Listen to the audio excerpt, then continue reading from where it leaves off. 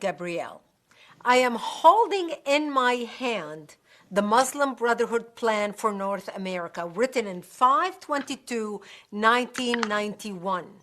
This is their plan, titled مذكرة تفسيرية للهدف الاستراتيجي العام في أمريكا الشمالية.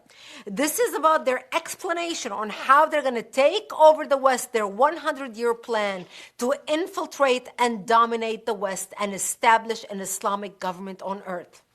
This plan was presented as evidence in the Holy Land Foundation trial, the largest terrorism trial ever in the history of the United States, where our government handed down 108 guilty verdicts to Muslim Americans and Muslim organizations in America, raising money in the United States and sending it overseas to support terrorist activity overseas.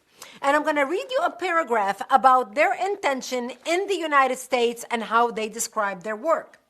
Number 4 of the paragraph is titled Understanding the Role of the Muslim Brother in North America.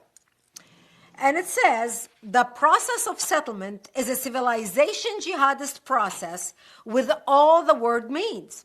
The Ikhwan, which is the Arabic word for brothers, must understand that their work in America is a kind of grand jihad in eliminating and destroying the Western civilization from within and sabotaging its miserable house by their hands and the hands of the believers, so that it is eliminated and Allah's religion is made victorious over all other religion.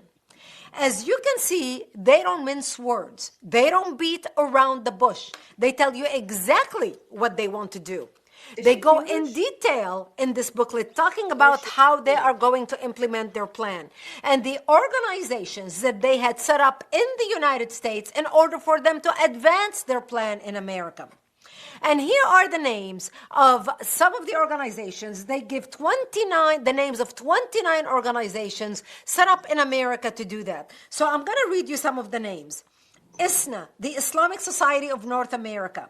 If the name sounds familiar, it's because ISNA used to be advisors to President Obama about Middle East policy. So now you understand where signing the nuclear deal with Iran came from and why Obama was all over himself trying to appeal to the Iranian regime, even sending them pallets of cash in the middle of the night on an airplane, landing in an airport in the middle of the night, millions and billions of our tax dollars. Number 2 on the list is the MSA, the Muslim Student Association. The Muslim Student Association has chapters all over American universities. So today when you are watching all these demonstrators on our American universities screaming death to the Jews, we hate the Jews, from the river to the sea, Gaza will be free or Palestine will be free. Now you understand where that is coming from.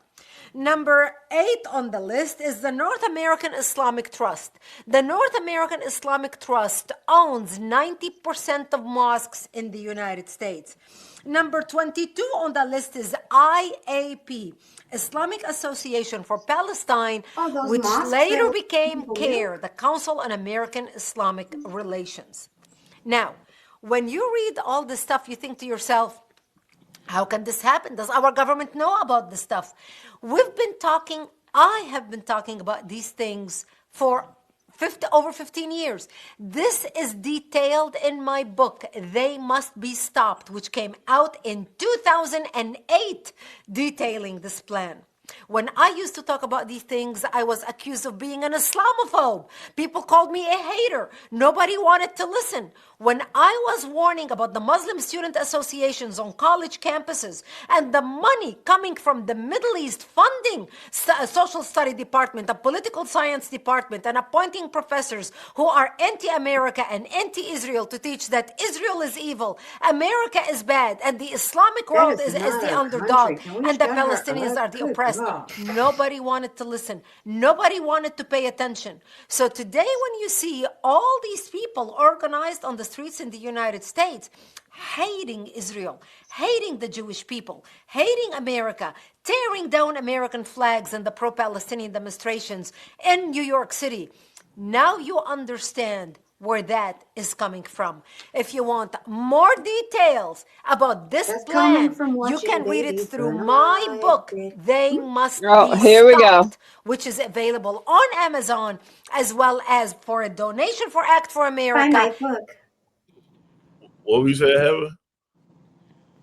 Oh God, I could tell as soon as she started talking that it was Israel propaganda.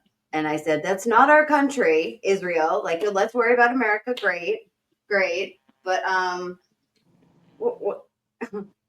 we all know at this point how much money AIPAC gives our Congress. We all know already how Epstein was tied to Israel as a Mossad agent. Like, we've all been watching them burn people alive and bomb children for 2.5 fucking years now.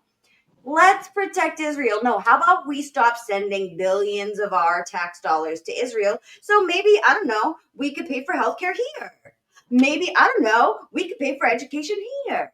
It's bullshit. I said, can we shut her the fuck up? Because she wasn't speaking for any goddamn American. She was speaking for Israel.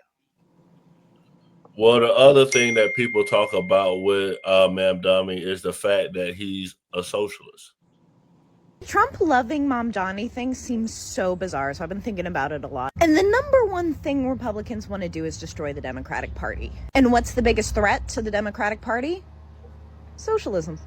After the race in New York, they realized how fucking powerless they are. No matter how much money they throw at an election, they cannot beat democratic socialism. It's what the people want. Even a lot of conservatives in New York voted for Mamdani. Aligning with Mamdani is the move right now. I bet you Trump's team told him to be nice to him. But also when you look at like his expression, he's never that fucking happy. It looked very genuine. So I think there's also the aspect of Trump is so dumb and narcissistic that he's gonna love bomb and fawn over that man, because if there's one thing he could never do, it's be the mayor of New York. And if there's one city that man loves, it's New York. And the one place where he is not loved is New York. He would love to be in Mamdani's shoes. And with his low public approval rating right now, he needs to align himself with that man as hard as he fucking can. He wants to be Mamdani. It's no longer Dems and Republicans now. Now, it's Republicans versus socialism.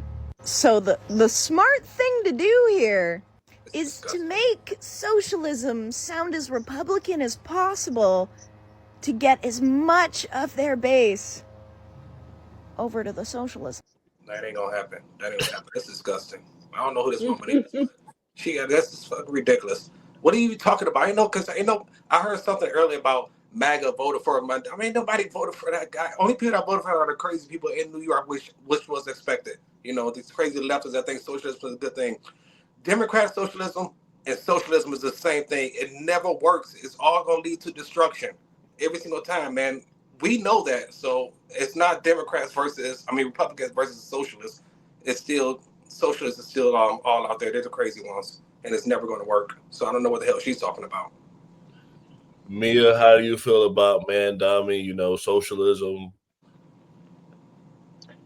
I am not surprised that Zoran is a socialist. He has two wealthy parents. It's super easy to want to give away and spend money that's not yours when you don't have to spend an entire lifetime acquiring it. If I had two rich parents, I would think everything is la-di-di-da-da. And if I had a $2,200 rent-controlled New York apartment that was given to me too, I'd be la-di-di, la-di-da too, living in Manhattan in a rent-controlled apartment. Life is super easy when everything is spoon-fed to you. And unfortunately, socialism works until the money runs out, right? And the thing is, the money always runs out because in order for socialism to work, you have to take from the top. And I don't disagree with taking from the top because I think the top should spend more. However, in this country, we're like gambling addicts. We spend, spend, spend, spend, spend. We have a spending problem. We don't have a money problem. We got plenty of money. We never spend the money effectively. So it doesn't make sense to take more money and give to people that have a spending problem. They're going to misappropriate the funds and spend them inadequately, and we'll still be in the same spot. So no matter how much money we throw at a problem, and we see this, there's never been a problem in the United States that's been solved by money. Poverty, we tried. Homelessness, we tried. Drugs, we tried. Families, we tried. Education, we tried. From nothing in this country that we have done, that we have poured billions of dollars into, has effectively changed. Money doesn't change the problem. And that's the problem with socialism, is they think money is going to change everything, and it doesn't.